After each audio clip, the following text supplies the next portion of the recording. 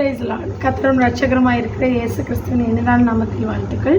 இந்த நாளிலும் நாம் தியானிக்க இருக்கிற வேத பகுதி மத்தேயு எழுதின சுவிசேஷம் 10ஆம் அதிகாரம் 17ஆம் வசனம் 18ஆம் வசனம்.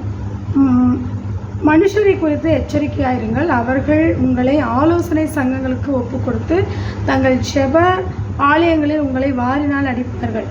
அவர்களுக்கும் புறஜாதியருக்கும் சாட்சியாக என் நிமித்தம் அதிபதிகளுக்கு முன்பாகவும் ராஜாக்களுக்கு முன்பாகவும் கொண்டு போகப்படுவீர்கள். அல்லேலூயா.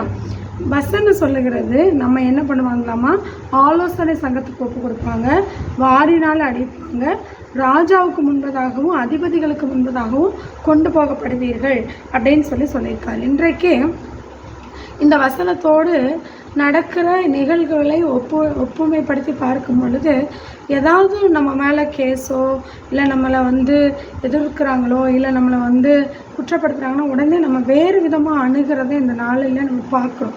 ஆனால் வசனத்துக்கு இணங்கி நம்ம செயல்படுவதற்கு நம்மை ஒப்பு கொடுக்கணும்.